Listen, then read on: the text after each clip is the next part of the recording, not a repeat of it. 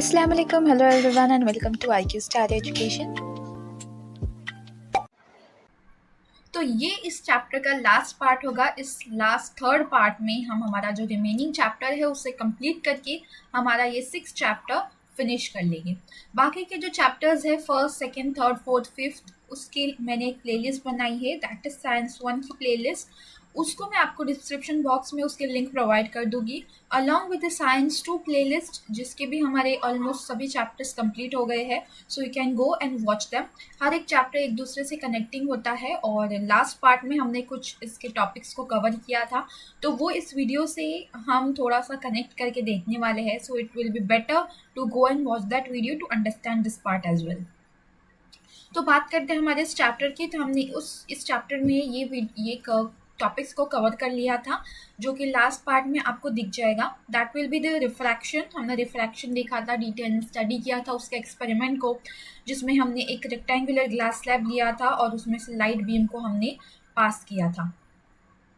Then उसके बाद हमने देखा था लॉज ऑफ रिफ्रैक्शन। रिफ्रैक्शन के लॉज हमने स्टडी किए थे, उसमें हमने रिफ्रैक्टिव इंडेक्स को भी स्टडी किया था। What was the refractive index, वो कैसे रिलेट करता है। उसके 3 जनरल रूल्स देखे थे। जब लाइट रेयरर से डेंसर जाती है तब क्या होता है, डेंसर से रेयरर जाती है तब क्या होता है, जब परपेंडिकुलर जाती है तब क्या होता है। हमने ट्विंकलिंग ऑफ स्टार्स का फिनोमिनन को स्टडी किया था अलॉन्ग विथ और एक फिनोमिनन को जो हमने स्टडी किया था वो था सनराइज का और सनसेट का। ये 2 फिनोमिनन हमने बहुत अच्छे से स्टडी किए थे, कैसे हमें सन का जो है, सन की रिफ्लेक्शन हमें दिखता है जब वो बिल्कुल भी हमें नहीं रहता है तभी भी हमें दिखता है हमारी आंखों से। तो वो हमने उस फिनोमिनन को स्टडी किया था, 2 स्टार्स के भी एंड सन के भी। देन हमने डिस्पर्जन ऑफ लाइट को स्टार्ट किया था और हमने उसके कुछ पॉइंट्स को कवर कर लिया था, जिससे हमने देखा था कि वेवलेंथ क्या होती है, फिर फ्रीक्वेंसी क्या होती है। हमने ये भी स्टडी किया था that wavelength is inversely proportional to the frequency. अगर फ्रीक्वेंसी बढ़ती है तो वेवलेंथ कम हो जाती है, अगर वेवलेंथ कम हो गई तो फ्रीक्वेंसी ज़्यादा हो जाती है। दैट मीन्स इसके वेवलेंथ पर डिपेंड होता है कि वेवलेंथ अगर ज़्यादा रही तो उसकी फ्रीक्वेंसी कम हो जाएगी, और अगर उसकी वेवलेंथ कम रही तो फ्रीक्वेंसी ज़्यादा हो जाएगी। So basically it is inversely proportional to each other. तो हम उसके अभी आगे के टॉपिक पे आते हैं, डिस्पर्जन ऑफ लाइट के ही। तो ये लिया हमने एक ग्लास प्रिज्म, जो कि एक रेक्टेंगुलर शेप का ये जो कि एक ट्रायंगुलर शेप का है। हमने जब फर्स्ट एक्सपेरिमेंट को किया था, जिसमें हमने एक रेक्टेंगुलर ग्लास स्लैब लिया था और उसमें से एक लाइट रे को पास किया था, हमने देखा था कि वो कैसे पास होती है, कुछ इस तरीके से। बट यहाँ पे हमने एक ग्लास प्रिज्म लिया है जो ट्रायंगुलर शेप का है और उसमें से हमने एक बीम ऑफ लाइट को पास किया है। तो देखते हैं जब हम बीम ऑफ लाइट को पास करते हैं तब हमें क्या मिलता है। जब हम एक बीम ऑफ लाइट को पास करेंगे तो हमें उसमें एक 7 कलर्स हमें अलग अलग फॉर्म होते हुए दिखेंगे। वो डाइविएट करके हमें विबग्योर मिलेगा। दैट मीन्स हमें violet, indigo, blue, green, yellow, orange and red, ऐसे 7 कलर्स के हमें एक बैंड नजर आएगा और इसी बैंड को हम बोलेंगे स्पेक्ट्रम, और यही हमारा होगा स्पेक्ट्रम। तो आइए जानते हैं हमारी इस स्पेक्ट्रम की डेफिनेशन क्या है। When white light passes through a glass prism, it's split into colors, forming a band of colors, which is called as spectrum. जब हम किसी glass prism से एक ray of light को pass करते हैं and it splits into 7 different colors, which is nothing but the Vibgyor, हमें एक spectrum मिलेगा and that is nothing but the band of colors. उस band of colors को हम spectrum के नाम से जानेंगे। जब हम किसी रे ऑफ लाइट को किसी ग्लास प्रिज्म से भेजते हैं तो वो हमें 7 डिफरेंट कलर से स्प्लिट होता हुआ नजर आएगा और उसी को हम स्पेक्ट्रम कहते हैं। तो इसमें डिस्पर्जन ऑफ लाइट का क्या सवाल आता है, तो इसी प्रोसेस को हम डिस्पर्जन ऑफ लाइट कहते हैं। That the process of separation of light into its component of colours which is nothing but the VIBGYOR. VIBGYOR ऐसे 7 कलर्स में वो स्प्लिट हो जाता है and that is nothing but the dispersion of light, और उसी प्रोसेस को हम बोलेंगे डिस्पर्जन ऑफ लाइट। हमने देखा जब हमने एक ग्लास प्रिज्म से व्हाइट लाइट को भेजा तो हमें कैसे दिखा नजर आए, तो हमें 7 डिफरेंट कलर्स में स्प्लिट होते हुए नजर आए and that process is the dispersion of light. आगे डिस्पर्जन ऑफ लाइट को हमने स्टडी कर लिया। अब हम सबको पता है दैट वैक्यूम में हर एक लाइट का सेम वेलोसिटी होता है, सेम स्पीड होता है, बट इन ग्लास प्रिज्म हर एक मीडियम में अलग अलग उनकी स्पीड होती है, अलग अलग फ्रीक्वेंसी होती है, और हर एक की फ्रीक्वेंसी उस वेलोसिटी पर डिपेंड करती है कि स्पीड से वो जा रहा है। दैट मीन्स वैक्यूम में तो सबकी स्पीड सेम होगी, बट यहाँ पे in denser medium, in glass medium सबकी स्पीड अलग अलग होगी और उसी से फ्रीक्वेंसी भी पता चलेगी। हर एक कलर की हर एक डिफरेंट वेलोसिटी होती है, जिसकी वजह से उसकी फ्रीक्वेंसी चेंज होते रहती है। अब वेलोसिटी यहाँ पे ज़्यादा है, स्पीड ज़्यादा है, तो फ्रीक्वेंसी कम होगी।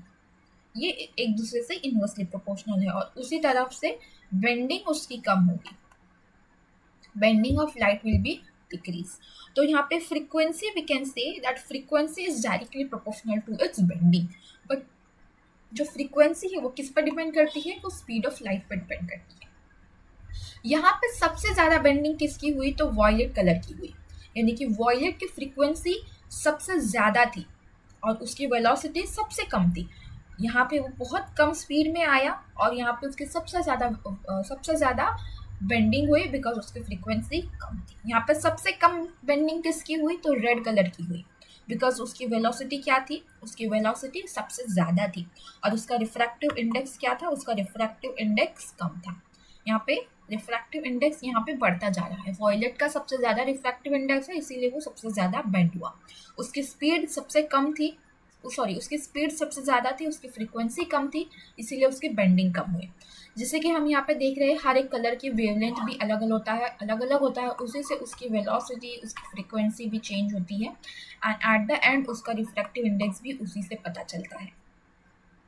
रेड की वेवलेंथ कुछ इस तरीके से होती है, सबसे ज़्यादा और सबसे कम वॉयलेट कलर की होती है। As we can see in the image, हर एक कलर की वेवलेंथ जो है वो चेंज होते जा रही है और सबसे कम वेवलेंथ किसकी है, 400 नैनोमीटर, जो कि हमें वॉयलेट की दिखने में आ रही है। तो इस तरीके से हमने prism, light passing through prism, इसे हमने अच्छे से डिटेल में स्टडी किया। हो सकता है ये आपके पेपर में आए, यूजुअली तो ये पेपर में नहीं आता क्योंकि माना जाता है कि एक डिफ़िकल्ट टॉपिक है, बट स्पेक्ट्रम जैसे छोटे छोटे टॉपिक्स, जैसे छोटे छोटे डेफिनेशन है, जैसे कि स्पेक्ट्रम हो गया, देन फिर हमने डिस्पर्जन ऑफ लाइट के भी इसको देखा, डेफिनेशन को देखा। तो ये ऐसे छोटे छोटे डेफिनेशन हो सकता है 1 मार्क क्वेश्चन को पूछे जा सकते हैं, बहुत ही ज़्यादा इंपॉर्टेंट है, तो वो डेफिनेशन आपको अच्छे से करके जाना है। अब आते हैं हमारे नेक्स्ट टॉपिक पे, which is nothing but the partial and total reflection. इसके टोटल 6 to 5 केसेस बनते हैं, बहुत ही ज़्यादा सिंपल है। आपको बेसिकली इसमें डेफिनेशंस अच्छे से करके जानी है, और आ भी जाता है अगर पेपर में, तो इससे ज़्यादा टेंशन लेने की ज़रूरत नहीं है। आपको थोड़ा से डायग्राम्स निकालने हैं, बहुत ही ज़्यादा सिंपल है, और उसका थोड़ा सा 4 से 5 पॉइंट में डिस्क्रिप्शन लिख देना है। और टोटल और पार्शियल रिफ्लेक्शन में आखिर होता क्या है, तो यहाँ पे लाइट को डेंसर टू रेयर मीडियम में लेके जा रहा है। डेंसर कौन सा मीडियम है हमारा, ये ग्लास का मीडियम है। ये जो ग्लास है वो हमारा डेंसर मीडियम है, and air we all know it is a rare medium, optically rare medium. अब पहले केस में क्या होता है देखते हैं। तो पहले केस में हमने लाइट ग्लास से पास की, यानी कि डेंसर मीडियम से पास की, ये बन गया हमारा नॉर्मल से हमने यहाँ पे ग्लास से हमें जब हमने लाइट पास की, तो यहाँ पे कुछ पार्ट रेयर में चला गया, लेकिन थोड़ा सा पार्ट वापस से ग्लास में वापस रिटर्न आ गया। वी कैन सी दैट कुछ पार्ट एयर में चला गया रेयर मीडियम में, बट कुछ पार्ट रिटर्न होके वापस ग्लास के अंदर ही आया। तो यहाँ हो गया हमारा पार्शियल रिफ्लेक्शन। अब एंगल ऑफ इंसिडेंस यहाँ पे क्या था, एंगल ऑफ इंसिडेंस 0 था, क्योंकि हमने स्ट्रेट लाइट को पास किया था। अब यहाँ पे एंगल ऑफ इंसिडेंस हम थोड़ा सा बढ़ा लेते हैं। पॉइंट सोर्स, जो लाइट सोर्स है, उसे हम थोड़ा सा इस तरीके से रख लेंगे। अब एंगल ऑफ इंसिडेंस को हमने यहाँ से लेके चले गए। अब we can know that denser से रेयर जब आ जाता है तो वो अवे फ्रॉम द नॉर्मल जाता है। अब अवे फ्रॉम द नॉर्मल चला गया यहाँ से, ये हो गया एंगल ऑफ इंसिडेंस, ये हो गया एंगल ऑफ रिफ्रैक्शन, और ये हो गया हमारा एंगल ऑफ रिफ्लेक्शन। ठीक है, अब एंगल ऑफ इंसिडेंस को हमने और थोड़ा बढ़ा लिया, पॉइंट सोर्स को हमने थोड़ा और दूर कर लिया। अब इस तरीके से लाइट गई अवे फ्रॉम द नॉर्मल और चली गई, यहाँ पे एंगल ऑफ इंसिडेंस बन गया, देन यहाँ पे एंगल ऑफ रिफ्लेक्शन बन गया, एंगल ऑफ रिफ्रैक्शन बन गया। ठीक है, एंगल आर। अब एंगल ऑफ इंसिडेंस को हमने और बड़ा कर लिया, तो यहाँ पे हमें क्रिटिकल एंगल मिल गया। यस, जो रिफ्रैक्शन है वो 90 डिग्री पे हो जाएगा और हमें क्रिटिकल एंगल मिलेगा जो कि थीटा सी से भी डिनोट किया जाता है या आई सी से डिनोट किया जाता है। हमें यहाँ पे क्रिटिकल एंगल मिलेगा जो कि 90 डिग्री का होगा। यहाँ में जो एंगल आर है वो 90 डिग्री का मिलेगा, ठीक है। तो यहाँ पे हमें क्रिटिकल एंगल मिल गया, ये हो गया हमारा क्रिटिकल एंगल, जिस पे आर 90 डिग्री हो जाता है, वो हमारा क्रिटिकल एंगल होता है। अब हमने पॉइंट सोर्स को और थोड़ा दूर कर लिया और एंगल ऑफ इंसिडेंस को और बड़ा कर लिया। अब एंगल ऑफ इंसिडेंस को हमने जब बड़ा कर लिया, तब हमें जो लाइट है वो वापस से डेंसर मीडियम में रिफ्लेक्ट होके आ गई, यानी कि वो रिफ्लेक्शन यहाँ पे हुआ ही नहीं, यहाँ पे टोटल इंटरनल रिफ्लेक्शन हुआ, यानी कि वापस वो इंटरनली डेंसर मीडियम में वापस रिटर्न आ गई। तो यहाँ पे टोटल इंटरनल रिफ्लेक्शन हो रहा है। यहाँ पे जो एंगल ऑफ इंसिडेंस है वो बहुत बड़ा है as compare to theta, that is critical angle. Critical angle यहाँ पे छोटा है देन एंगल ऑफ इंसिडेंस। तो ये हो गया पार्शियल एंड टोटल रिफ्लेक्शन। आपको इस इमेज से इतना नहीं समझ में आ गया होगा। सो बेसिकली इसके 1, 2, 3, 4 एंड 5 केसेस है। यहाँ पे आपको इस इमेज से पता चल जाएगा। हमने लाइट सोर्स को पहले परपेंडिकुलर जाने दिया, एकदम स्ट्रेट, देन फिर उसे हमने थोड़ा बेंड कर लिया, एंगल ऑफ इंसिडेंस को थोड़ा बढ़ा लिया, देन आई को और थोड़ा बढ़ा लिया, और थोड़ा बढ़ाने पे हमें यहाँ पे 90 डिग्री मिल जाएगा आर, देन फिर और बढ़ाने पे यहाँ पे टोटल इंटरनल रिफ्लेक्शन हो जाएगा, दैट इज वो रिफ्लेक्ट करके वापस से डेंसर मीडियम में ही रिटर्न हो जाएगी, यानी कि ग्लास में वापस रिटर्न हो जाएगी। तो ये था टोटल एंड पार्शियल रिफ्लेक्शन। अब आते हैं हमारे एक और फिनोमिनन पे। ये एक बहुत ही ब्यूटीफुल फिनोमिनन है जो कि हमने सब ने कभी ना कभी एक्सपीरियंस किया होगा, देखा होगा, that is nothing but the rainbow. Rainbow हम अपने लाइफ में हर जगह पे देखा ही होगा, बट वो रेनबो होता कैसे है वो हम इस वीडियो में देखेंगे। तो रेनबो जब भी होता है तो वो जब बारिश और धूप एक साथ आती है तब वो होता है। तो वो ऐसा क्यों? तो वाटर के जो ड्रॉपलेट्स है वो एक ग्लास प्रिज्म की तरह एक्ट करते हैं। किसकी तरह? ग्लास प्रिज्म की तरह एक एक्ट करते हैं। और इसमें टोटल 3 फिनोमिनन होता है जिसकी वजह से हमें रेनबो यानी कि 7 डिफरेंट कलर्स ऑब्जर्व होते हैं। तो वो कैसे देखते हैं? पहले तो यहाँ पे रिफ्रैक्शन हो रहा है। पहले क्या हो रहा है? रिफ्रैक्शन हो रहा है, दैट मीन्स लाइट पास होगी और अपना डायरेक्शन चेंज करेगी। देन सेकेंड यानी वो बेंड होगी। देन सेकेंड हमें डिस्पर्जन देखने मिल रहा है, यानी कि वो 7 डिफरेंट कलर्स में स्प्लिट हो जाएगी, which is nothing but the VIBGYOR. And third यहाँ पे इंटरनल रिफ्लेक्शन हो रहा है, यहाँ पे हमें रिफ्लेक्शन भी देखने मिल रहा है।